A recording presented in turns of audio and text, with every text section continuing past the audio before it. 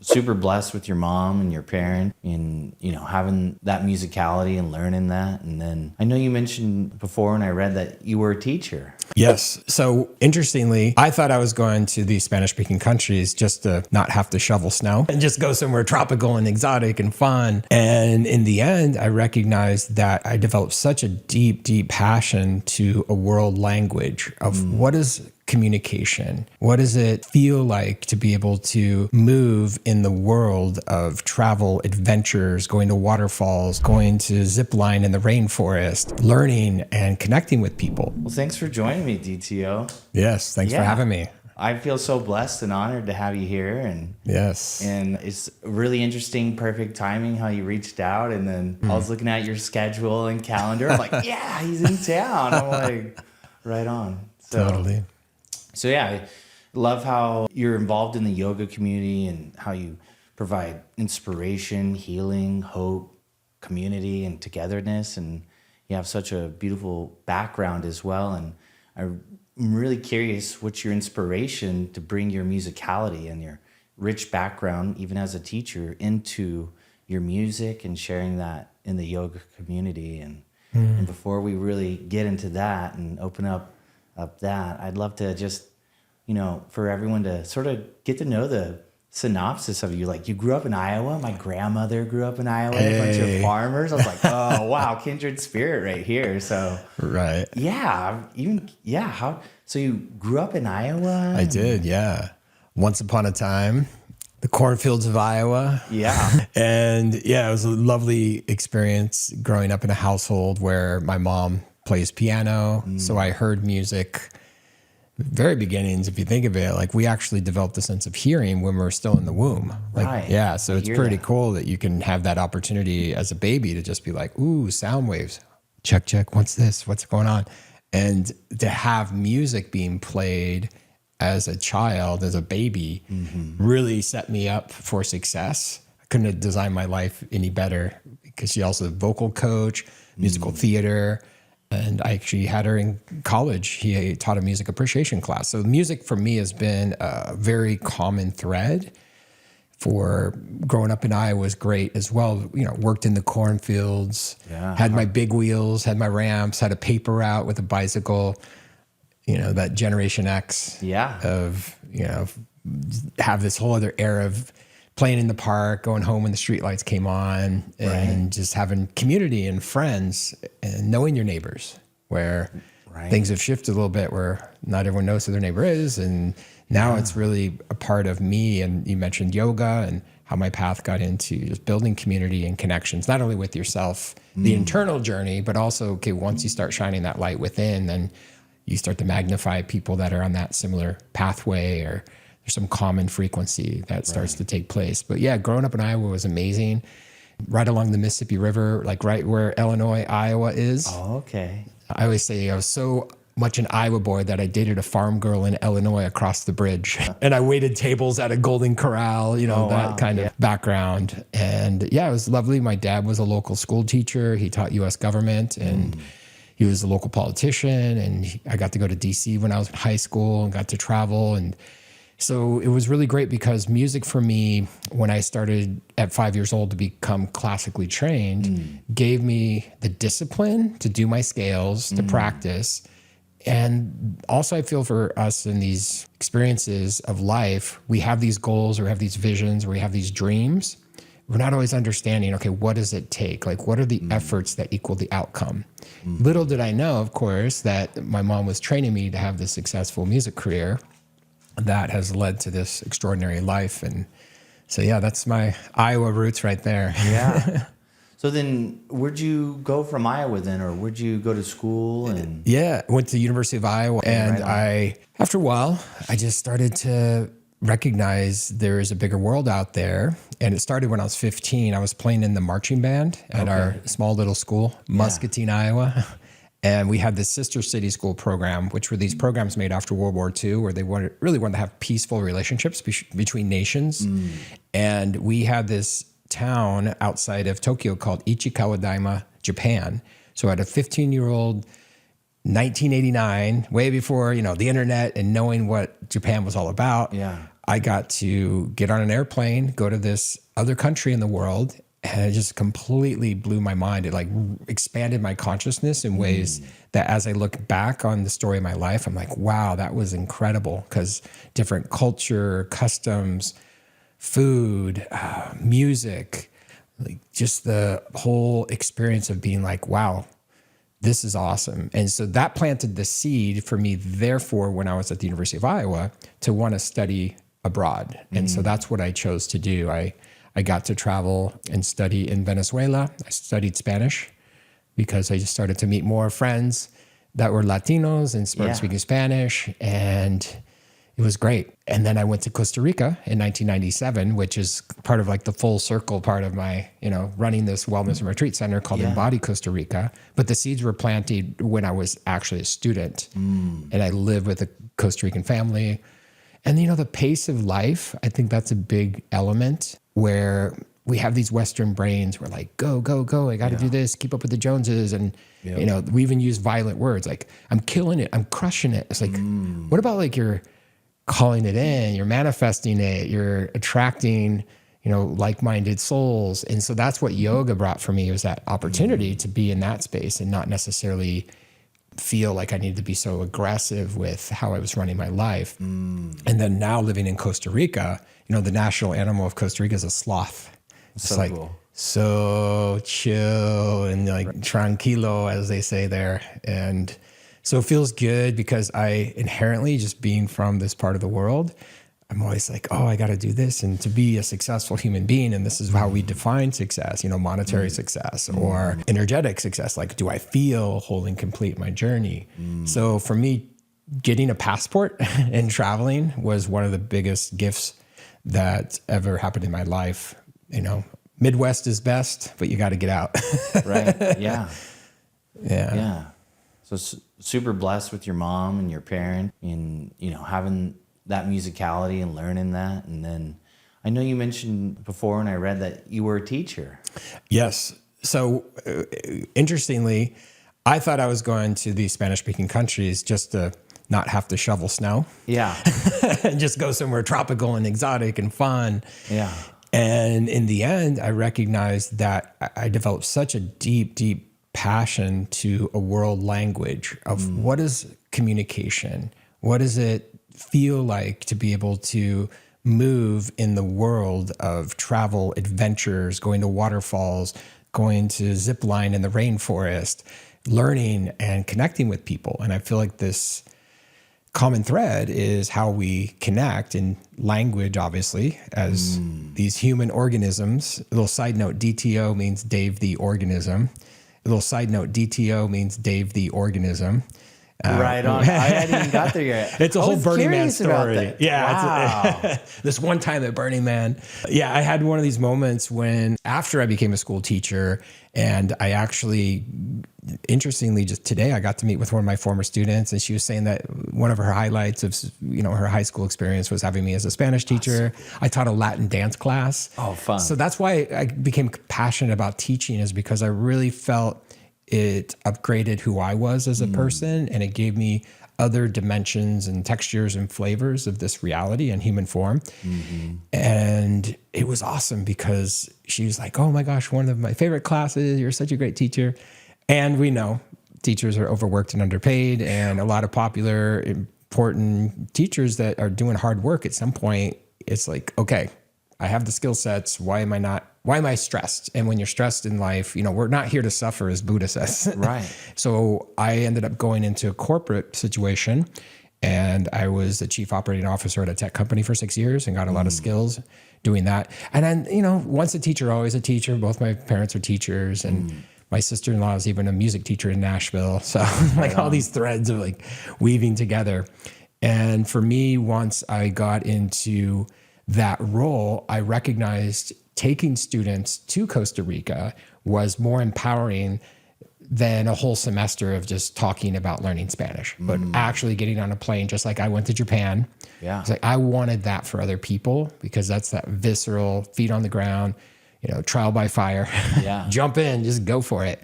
And it was amazing, because then I personally got to have a deeper connection with the country and got to recognize why learn about the rainforest on a flat screen when you could just go in and feel the energy and the sounds and, the touches and the flora, the fauna.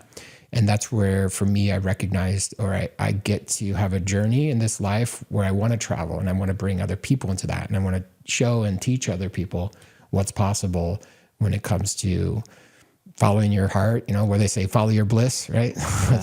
That's what we're here to do. And so teaching's been an anchor point in my life. And then interestingly, people learn from me from my mentorship programs for music. I also have whoever wants to learn Spanish will come to me. Like, yo quiero aprender español. Okay, well, a small town boy can do it. Anyone can do it. That's cool. So that's really what I've had as a theme of my life, sharing knowledge. And it's just because I'm so passionate. I'm not going to be stingy and be like, I have this great information about how to create music and music theory and production and my, method to the magic. Right. And the instruments I use, it's like this harmonium in front of us, and recognizing there's other ways that we can unify. And, music for me really was when my parents divorced when I was 15. I'm a drummer as well. So just to get the energy out and just be like, just play with my buddies and rock out. Yeah. That's really what I turned to. Music was my way to transmute energy. Yeah. Besides, doing drugs or doing something else. Right. It's like, let's just hang out and rock and roll. Exactly. Yeah. And that was great for me because it just really took the energy that I was feeling and not understanding when you're a teenager. And teenagers, let's admit, are just wild, wacky times psychologically for people. They're like, what's happening? What's going on? Where's my role? Who are my people? How do I fit in? Yep. And finding your tribe, really, and feeling, well, all of us for the history of time want to be seen and heard. You got it. So there you go. You got it. Yeah. Yeah. And in therapy, the therapeutic jargon term is sublimation. Yes. And it's exactly that. How do we use the energy in us to create? And we can create something beautiful, even in sadness or joy or bliss. And so I think that's wonderful that you learn to use that energy in you and channel it in such a healthy way. Yeah. And it makes sense too, like being a teacher, how do we channel learning, curiosity, creativity? And I really like how the experience you saw as a teacher, like I can take them there for an experience and they can have that experience. And it's like a whole semester of teaching when they get to feel it versus think about it maybe. Yeah.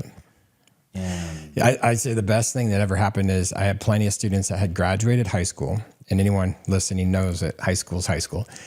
And I had a couple of students come up and say, Profe Kemp, those 4 years of high school just kind of flew by, but those 10 days in Costa Rica, like it was imprinted into their soul. They just felt this deep connection, going to waterfalls, going to the rainforest, getting back to basics as a human being. Because, high school, you have your schedule, your, bullying, kids and state standards and pressure and all of it, sports and running around. But for having that openness of being able to be in an authentic experience, I think that's really what it comes down to for me, is gifting people that. Yeah. And I think that's interesting too, like, an authentic experience is because we get like you said, keeping up with the Joneses. So I think a lot of people want to create or perform a lot of experiences, and some people get more joy out of posting about the experience than actually being in this experience itself. And that's true. Yeah. Well, it's also like, how am I, when we get into the loop or the vicious cycle of comparing ourselves to other people's journeys, that's when it gets really crunchy, because you're like, super expectations and am I good enough, worthiness, do I deserve it? And for me, it's been beautiful to just recognize my path, be inspired by other people of like what lights them up. And just, when I started creating yoga music, my buddies and I were like, okay, I know what music is, like AC/DC, Metallica, Van Halen, that's music. And I've heard of yoga. I've never practiced yoga, Isn't that stretching, making shapes with your body? I was like, pretty much. Yeah. But what's yoga music? And I love the quote where at first they'll call you crazy. Then when you have success, you're a genius. Right. And that's what's happened with my music career, is just really hitting these massive benchmarks, and just had a song hit 5 million streams. And then I got this whole like award-winning experience. And it was because I chose, the road less traveled. Because if I was a typical person from the Midwest, I would have been a rock and roller, Aussie or whatever, Yeah. that kind of country and Western, right? Oh yeah, you got that country boy. Yeah, come on now. How y'all right. doing? I got the trucker voice. Come on, Jackrabbit. So fun. Yeah. And it is special too. Well, there's this concept of yoga, and then what is yoga music? I mean, Yeah. I don't know. I'm a yogi. Well, you'll know once you have an experience where the music, to me, has been created. Well, when you look at visual art, where did it come from? A blank canvas. Yeah. Where does music come from? Silence. So when I've been in nature, silence, or just in a place, or I'm in a yoga class and I hear a certain type of music being played, the true motivation happened when I was in Shavasana, the final posture of yoga, corpse pose, they call it. And a teacher, probably just got out of teacher training, didn't understand how to make a proper playlist, was playing some like breakup song. Oh boy. And I'm like in this Shavasana, I'm this galactically delicious cosmic being floating and then I'm hearing all these earth problems of like, broke up and this. And dude, I'm there with you. And the music had like such a sharp ouch to my brain. It supported me because, in life, we know this. Sometimes you learn what to do and what not to do from experiences. Yeah. And I was like, okay, I would not do that. So at that moment, it was like, oh, I could design a song for Shavasana. And so I have a song called Bursting Stars. I have a song called Breath. These are songs that I designed specifically for those moments when I was in that energetic space. My first album is called Nameless Energy. Yeah. And I have a trilogy of albums. Second one's Infinite Energy, Radiant Energy. And it was really me tapping into the energies that I felt from the postures, the vinyasa, even Kundalini classes or whichever style, and recognizing, all right, boom, I want to put this song during warrior postures. Yeah. Or when you're starting out, when you just pulled up to a yoga studio, got out of your car, how do you integrate your energy from the outside world to go within? And so my first album is called Breath, and it's designed to be like 60 BPM to slow down the heart, to just find a new pace to work with. And then just like from the valley, it goes up to the mountain, comes back down to the valley, like a sine wave. So that's how I've designed the music. It's compatible. It's complementary to the practice. Yeah. And I'm more of the creating soundtracks that are the guide on the side and not the sage on the stage. It's not there to be like, I'm the DJ, I'm the guy, I'm the ego. It's more of, hey, you're in your journey and I'm here to complement that experience with a soundtrack that can allow you to be in these moments. I love those like moments when you're in life in general, but sometimes you're on the yoga mat and you're like, oh, and the music was there, just to synergize it. Yeah, I'm with you because there's teachers' classes I wouldn't go to because I didn't like their music. Maybe they had great instruction, very clear, very good asana. Yeah. The music, I'm just like, dude, that's why I don't like elevators. Yeah, for sure. It sounds like really cheesy. You're like, what is this? Why did they pick this? Yeah. So when I was looking at your profile and listening some things and really liked how you like focus some songs on the 7 chakras and then also on the koshas and exactly. Yeah. Like, oh, that's really cool. And that's teaching, right? I created a trilogy that has a template that goes into ancient practices from Mother India. So if people want to learn about the 7 songs for 7 chakras through the energy field, through the, these centers in our body, why not show people and teach people through the music? Because then they start talking about the chakras. And I did this 7 years ago, which is kind of cool. 7 songs, 7 chakras, 7 years ago. That's cool. And then the same with the koshas, like our physical body, our energy body, our emotional body, as well as our wisdom and bliss body. So it's easier for me and other people that love my third album specifically to remember what the koshas are because they'll listen to the songs and it's like, so that's really how, like on the macro theme of like educating people in my own journey, creating music as a template to make it fun and interesting and colorful, right? Yeah. And then from there, just recognizing that, okay, this is something that has benefited my life and how do I share in a way that's fun and when you're in front of a classroom teaching, and if you're not having fun as a teacher, I promise the students are not having fun. For sure. So I always wanted to do that. And the same thing with my music. I wanted to make it impressionable. And then I was the chief operating officer at a tech company. So the marketing, the invitation more so of how to how do you make it appealing for people where it's an easy pathway, especially for men? Yeah. When I first started practicing yoga in 2010, I had the whole locker room to myself, which is kind of cool. And then I had to wait for a shower. Yeah. But I was like, where are my brothers at? Where are my boys at? For sure. And it was like, oh, I want to inspire more men to practice. So I want to make cool music that people be like, whoa, that's cool. That's dope. You're making music for yoga. I want to practice with your music. Agreed. Yeah. So that's one of the motivations. Well, that's really cool. I like that too, because some of it can feel overly feminine, or it's women focused. Yeah, music. absolutely. Yeah. And I'm like, whoa, that's great. That's cool, but I'm here too. Yeah, there's the masculine and the feminine together. Yeah. So it's like combining those energies and frequencies, which is interesting because when I look at some of my analytics, I think like 70% or more of my listeners globally are women. And it just is a reflection of people that practice yoga. Right. In the Western world, like traditionally yoga was actually boys that practiced it. Right. And so it's interesting how different cultures, different times, but there's way more, especially I think it was one of the quarterbacks in the NFL, Russell Wilson, I think they asked him like when he was starting to win some Super Bowl rings, like, hey, what's the secret? What are you doing? Right. So I'm practicing yoga daily. And then it's like, okay, strength, balance, and flexibility. Every athlete will take that. And when your body is your job, your life, you need to make sure that you can recover faster, you avoid injuries. Right. So a lot of athletes started to take that path. Like when Aaron Rodgers was on a podcast, he talked about ayahuasca. Right. Then all of a sudden people were like, whoa, okay. Or Joe Rogan or whoever, they start talking about these themes in life or conversations that in the past were, oh, you had to know someone to learn about it. Yeah. Or it's like, that's for women. It was a whole stigma. Yeah. And now I feel it's way more advanced. And also surfer. I mean, we are in San Diego. Right. I mean, surfers love to practice yoga because it supports their ability to catch great waves. And I like to tell my dad the reason why I'm a better golfer than him is because I do yoga. So I'm like, all my buddies, I'm like, don't do yoga, dude. It's not good. For sure. It's not good for you. It's going to hurt your golf game. Yeah, stay away. But honestly, if I don't do yoga before golf, I notice a 5-stroke difference, no problem. Oh, that's awesome. Yeah. So I got to get my mind right, my body right. You got to get it, it's a bit, I'm just like, oh yeah, I got to do yoga before golf. That's awesome. Yeah. Yeah. Great. Now I have so many cues in my mind because I've played music for so many classes.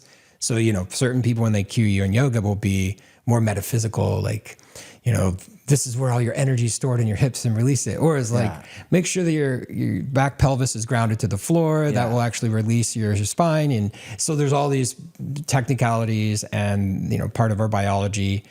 And what's great is I did my 200 hours, but my first album just had so much success. I just started traveling and touring with my music. So I get asked a lot, like, well, do I teach yoga? I have the capacity to teach because one of our themes today has been talking about teaching. One of the thresholds is like, okay, how do I play music at the same time teaching? It's like the deity Durga in India has multiple arms. Right. How do I do that? And I'm doing my best to, sometimes I'll do, like the other day I was at a beautiful studio in Encinitas, which I think globally per capita, there's more yoga studios in Encinitas, California, because, Yogananda brought the practice from India. Yeah. And so I feel like there's this incredible ripple effect of his teachings and him, introducing it to the Western world. Oh, yeah. And so when I was in the class, my friend Brooke handed me the mic and I got him out of Shavasana, and it was nice and I had another friend, Tina, who runs a studio locally here in San Diego. So I feel when I'm invited into it, I'll do it. Yeah. And at the same time, I'm always usually focused on the music. So at some point, I'm definitely going to go into more of the teachings. Now, I do when I go to yoga festivals or just festivals in general, I will teach workshops on how to create and produce yoga and meditation music. Because right now, sound healing is massively trending. Oh, yeah. Like so many people, and I've been doing this for, 15 years specifically of like sound healing, meditation, yoga, which is great because then people want me to mentor them.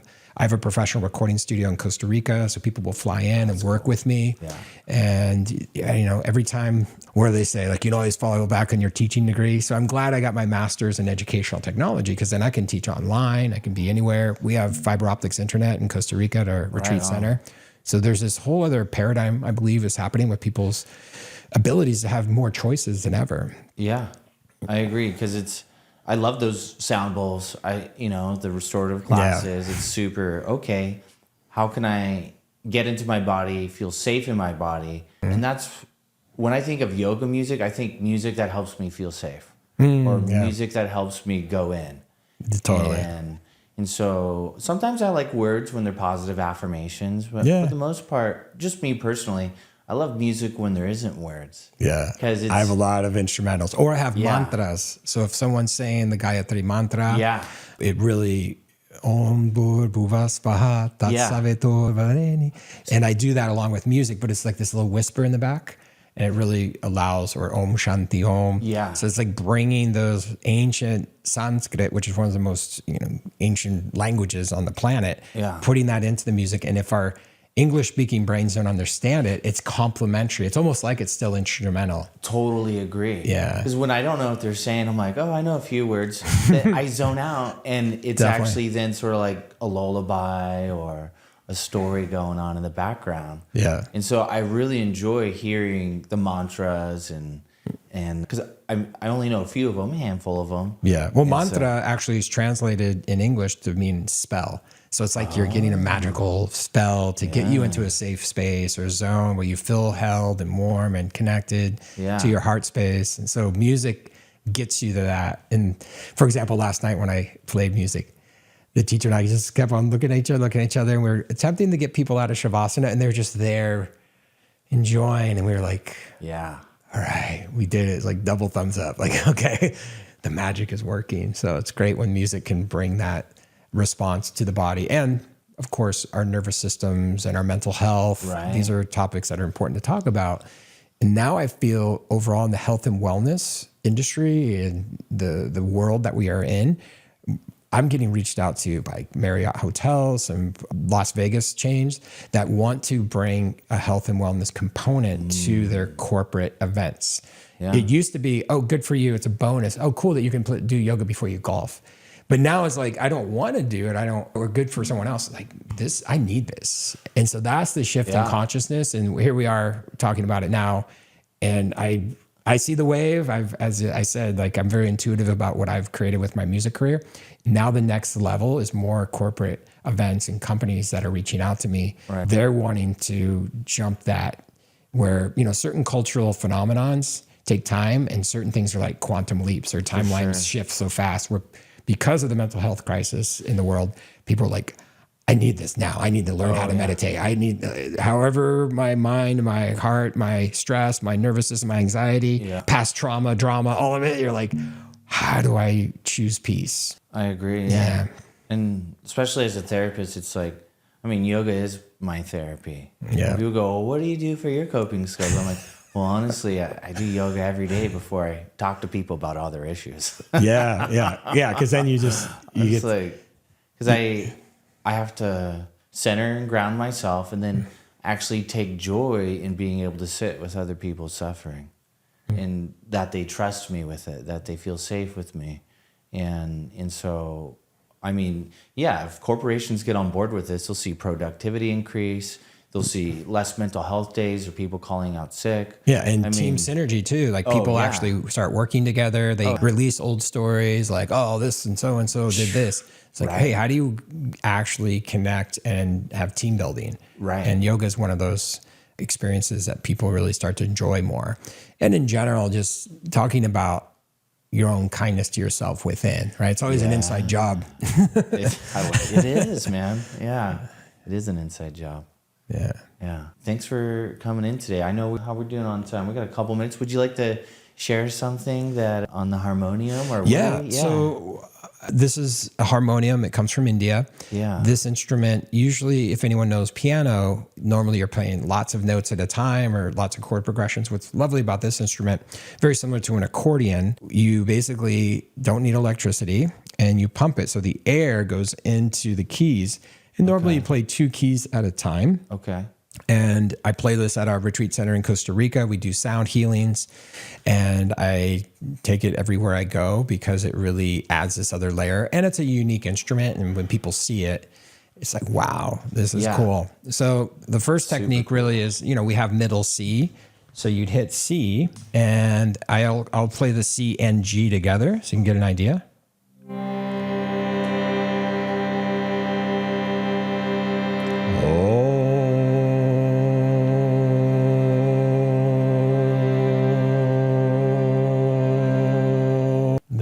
drums at the same time. So nice. It's like a nice drone sound. Yeah. And it's that steady anchor musically where people feel, all right, this is a unified field of your own energy field of everyone else coming together.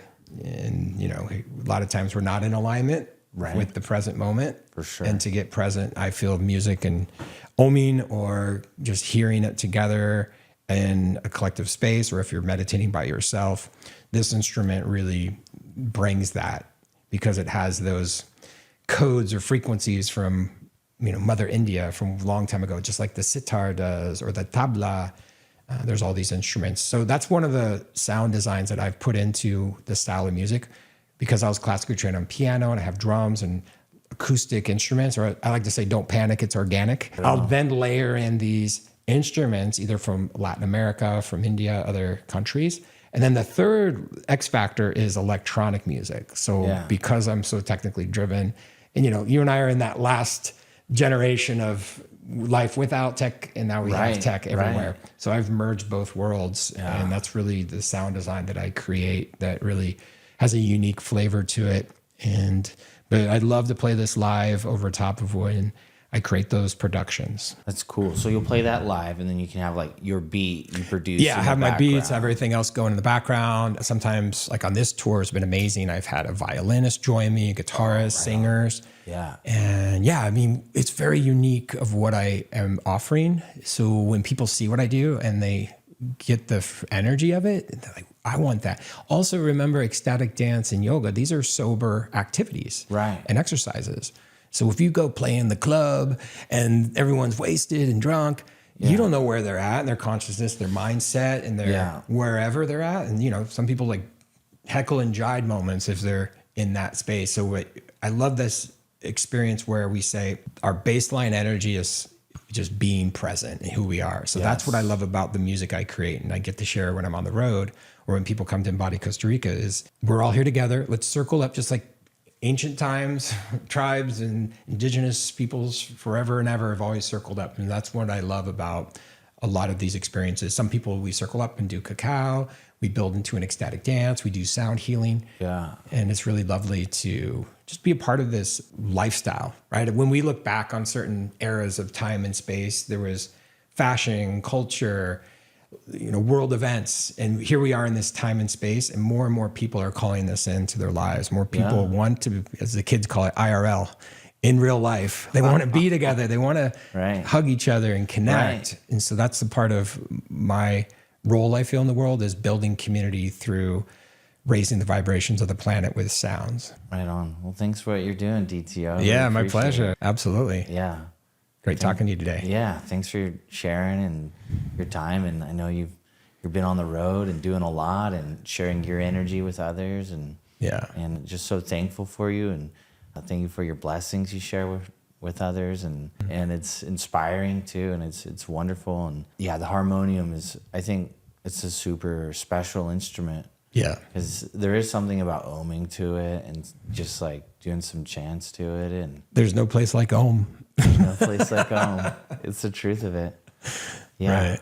Well, lovely, and hope you have safe travels home and a wonderful rest of your trip. And thank you. Yeah, would love to connect in the future again. And come down to Embodied Costa Rica. Oh, dude, are you kidding me? Beautiful wellness and retreat center. I have a recording studio. We have beautiful yoga deck. We have our saltwater swimming pool, jacuzzi. And so when I'm on the road, it's great because we're only 25 kilometers from the airport. Oh, right on. Get home, jump in the pool, go to a waterfall, be in nature, walk the labyrinth, all of it. And so I love that that's, as we talked about earlier, like the gift of travel has just paid it forward because that's headquarters for me. Yeah. But I tour often and I love to be, you know, here in San Diego County. I have so many good friends here. And every town and city I go to, I just keep on meeting more people that are ready for this. For example, I did a tour on the East Coast and people on the East Coast, you Californians got it all cool. You've been doing all of this for festivals and yoga.